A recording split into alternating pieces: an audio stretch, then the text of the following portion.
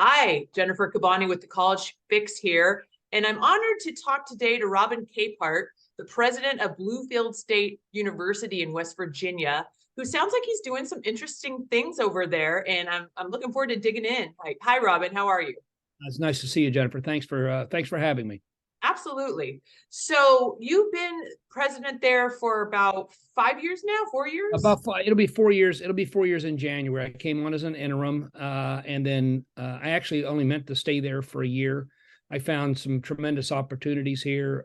Was brought on full time in September of 2019, and I've been here since then.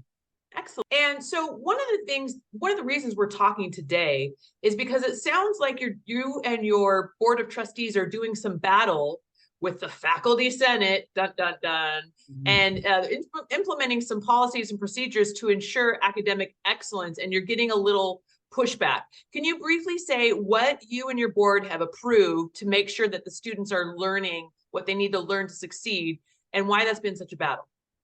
This started in May of 2021, or maybe 20. The board passed what we called an academic objectives policy.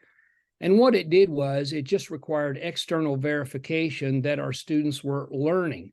I know that's oftentimes that's a concept that gets lost in higher education, but the fact is it's not about us educating people, it's about students learning, and we wanted external verification of that. And the one thing. Let me ask you: do colleges do that right now? Like, how do they externally verify their students are learning? No, what they do is most of them rely upon, for example, accreditation processes or things like that.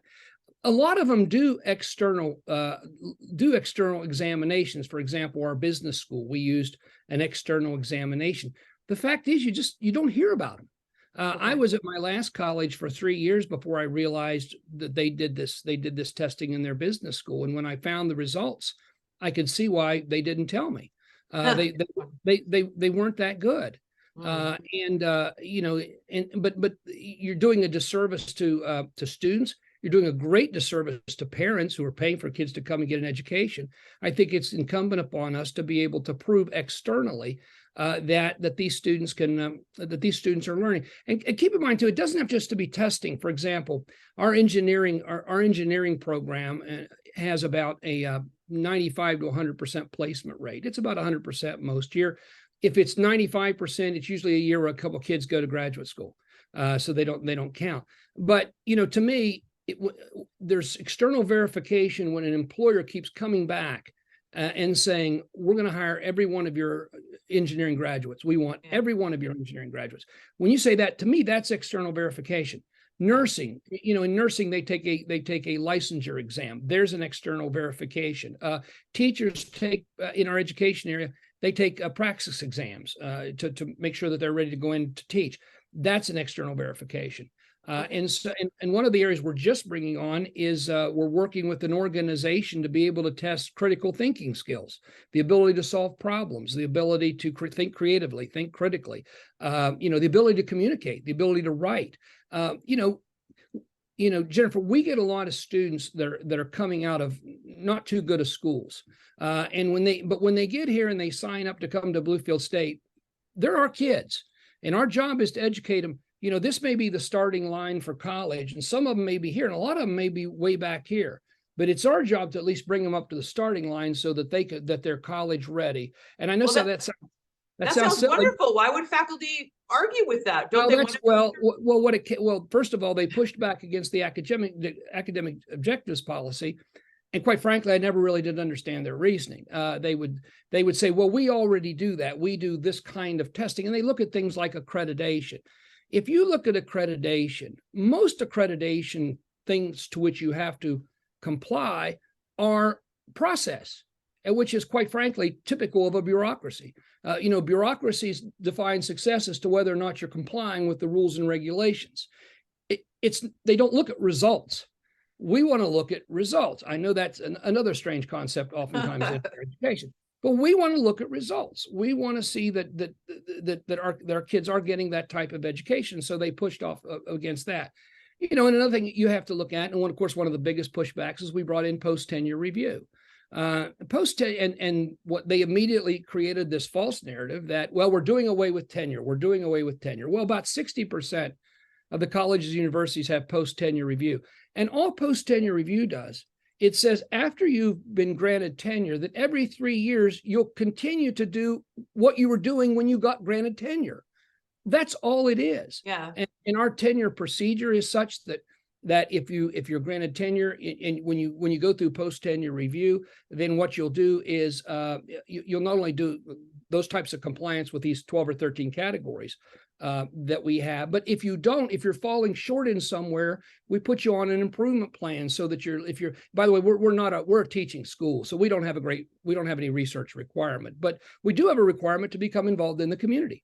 And if we see that you're not being involved in the community, say, come on, join. Last year, the college actually paid for any faculty or staff that wanted to join one of our local civic clubs, Rotary, Lions Club, those types of things. We had a lot of people do it. And obviously the civic clubs appreciate it. Absolutely. So now it's amazing that you actually have a board of trustees willing to go to bat for you, with you, and enact these policies. I think that's kind of rare for trustees to take such a powerful oversight role in ensuring kids are learning at colleges. Do you agree that you had a special situation where your trustees are really kicking butt for you? You hit the nail on the head. They have an idea of exactly what this school should do. First of all, almost all of our board members, board of governors are very successful business people. And I know that higher education loves to criticize, well, you've got business people in running a college and that doesn't work. Well, there's a lot of things in business that does work, like accountability. It's and accountability just isn't enrollment. Some of the measurements they use, like for example, they'll look at our graduation rates. We live in an area where when I first got here, the average age of our student was about 25, and we're only a 4-year college with a lot of 2-year programs. Yeah. Because we get a lot of young people that come out of economically depressed areas, that they get married, they go to work, they go in the service. And when they come back, at some point, when they get a little older, they decide, I think maybe I want to go back and go back to college. And so when they go back, they come back part-time, or they go to the community college and transfer. When you do that, that doesn't count towards your graduation rate. So in other words, if a student transfers from our community college into Bluefield State and then graduate, it counts I always get these confused. It counts in the denominator, but it doesn't count in the numerator.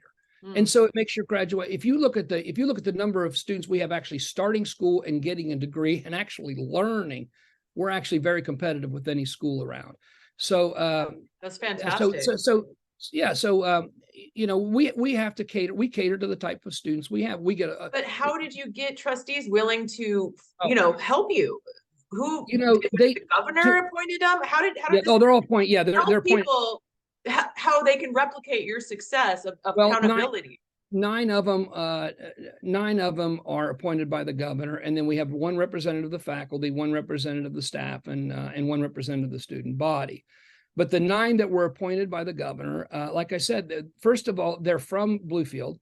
Before we got here in 2019, we had a 40% decrease in enrollment over the previous 8 years. I mean, our enrollment had collapsed. Our financial situation was in the negative, and now we actually have one of the best positive what they call the cumulative financial index ratings in the state. I think we're second now, and I'm a little suspicious of the other school, but that's right ahead of us. But these are just local people that have a passion for doing it, and they're engaged to the extent that they've set the parameters as to what the school wants to do. Yeah. I know one national education association came in and they got in a little back and forth with my board. My board says we're going to run it like a business, and one of these people said, "Oh, but it's not a business." And that bad thing to say to him. He wasn't. He said, yes, it is. He said, right. There may be different profit motives. There may obviously certain things you have to do societally, but for the most part, there's certain business principles that can be applied. And our board is all for that. Right. Well, that's fantastic that you have a local active board from the community that cares. And I think that's making a big difference. Now, you recently started a Substack, and yes. your writings is brave and bold. you want to accomplish helping other, Yeah. campus presidents, people who are trying to make change in higher education, see change in higher education. Is this a place for you to, and you call it, by the way, the Campus Maverick, So here's your. That's it, the Campus Maverick. And so you want people to sign up so you can kind of impart some of your words of wisdom of what's working at Bluefield State? Yeah, that's what I'd hoped to do when I started it. I've got about 3 or 4 more that I've lined up over the holidays, and I'm ready to publish those. But my thought is, first of all, I thought the campus contrarian maybe sound too old and too bitter, but Sure. so I went with Maverick because there's so many things that go on in higher education that I just don't understand why. And you start asking these questions to other people in higher education, and you get the same response. Well, that's the way we do it. For example, we have our hiring policy was such that you had to post it, bring everybody up. You had to send it out for everybody, and then you'd have taken applications. You go through this long committee process. Well, first of all, the bureaucracy of that process was costing us professors, because a private school right down the road could go to that. They say they need an accounting professor and say, "Oh, forget that. We'll offer you X amount of dollars if you come to work for us." We lost people because of this long, arduous process. I've been around the state of West Virginia for a number of years. I served in the governor's cabinet. I've been the president of another college, and I know a lot of people. And there's no reason for me that I can't figure out why. If I know someone that is an outstanding marketing person, and I thought, wow, this would be a good professor. What you would do in the past is you would take that person and you'd run them through this process knowing that you're going to hire them. Right. Well, that's unfair to the other 2 people you bring in. It takes time and effort. And so we started bringing in, so we changed our hiring policy. We got a little pushback on that too.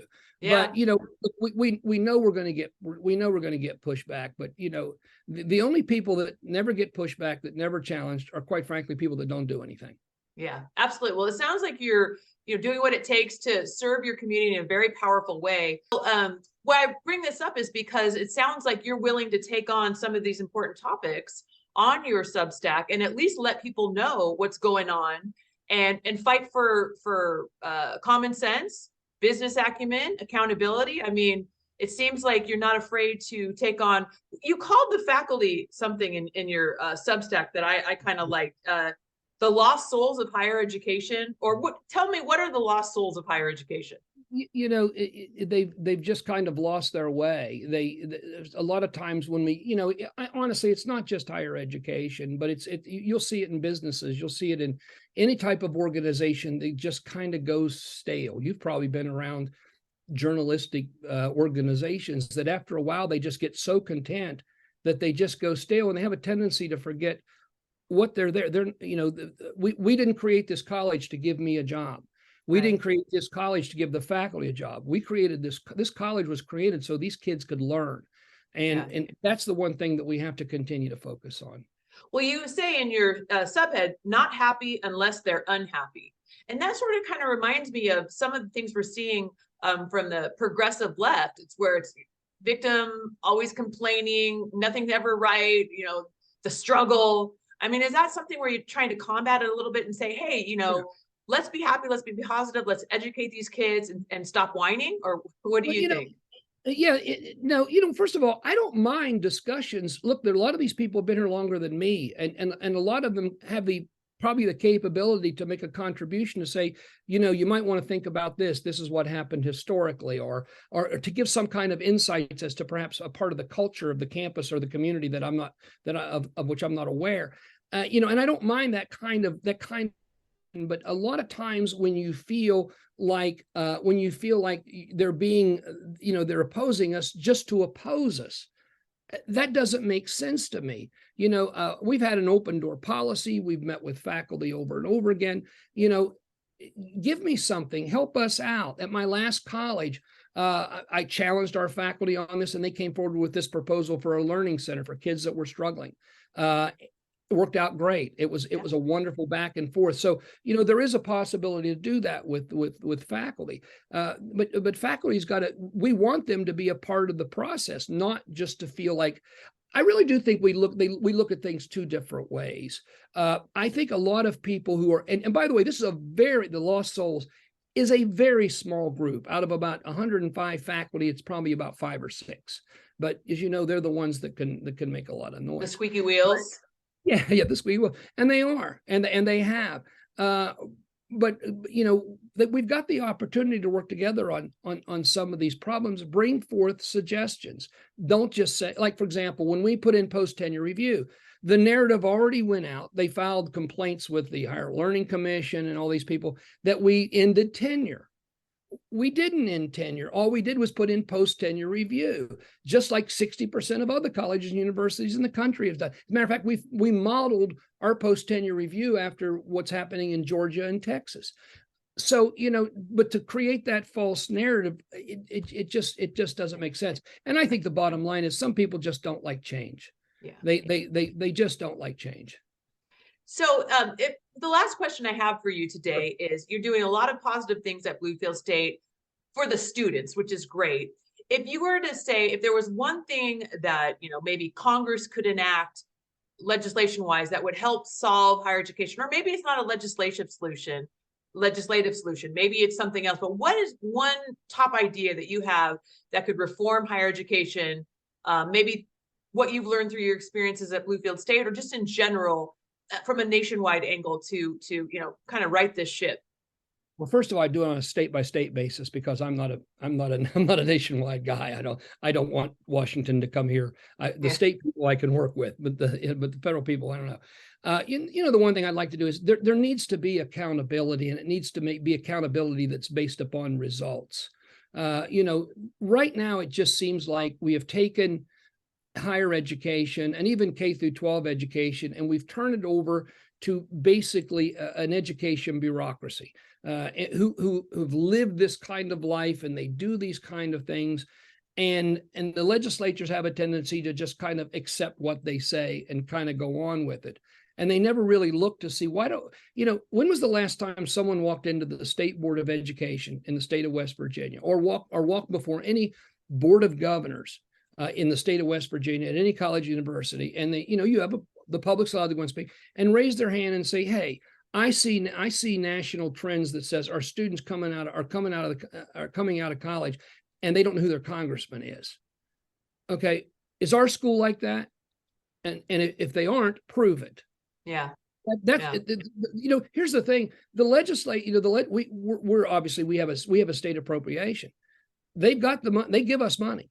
And when they give us money, I think they've got the right to come in and demand performance based upon results, not just to rely upon some of these things that higher education. Higher education is like every other industry. They want to be held accountable based upon measures to which they're familiar and that they can control. They don't want to look at, like, is my kids getting jobs? We did a study a few years ago, and what we compared degrees that came out of West Virginia colleges and universities with the number of jobs that were available, which is employment information that you can find. We all know where the high demand is: healthcare, engineering, math, science, a lot of demand there. We found out that we were giving out 4 times more psychology degrees than there were any kind of possible job available with a psychology degree. 4 times. But yet, you know what? If I've got a kid that's a math major, I've got to struggle to find money for him to come to school so he can go into math and become a teacher, or go into science or go into industry or something like that. But yet he's put on the same level playing field as someone that wants to come to school and get a degree in something of, quite frankly, there's not a lot of demand. That was a long answer. Yeah. No, that's a great example. And this is one of the reasons why I wanted to have this conversation with you, because I think a lot of headlines are devoted to, rightly so, like Mitch Daniels at Purdue, making waves, accountability. Now Ben Sass taking over at the University of Florida. It'll be interesting to see what he does. But I really wanted a chance to highlight, what you're doing at Bluefield State, because it sounds like you're really enacting some positive change accountability, reform. Yeah, you're taking flack from the faculty, but that's to be expected. You have a board of trustees that has your back, and a really hyper focus on local solutions, which I think is so great and so needed. I mean, you made an excellent point, when I asked about a nationwide solution, and everything at the end of the day is local. So that was a well taken point. The Campus Maverick is your Substack. Yes. You have several pieces up there detailing what's been going on at your campus. I encourage everybody to go check it out. And Robin, thank you so much for your time today. Jennifer, thank you for having me. I truly appreciate it. Absolutely.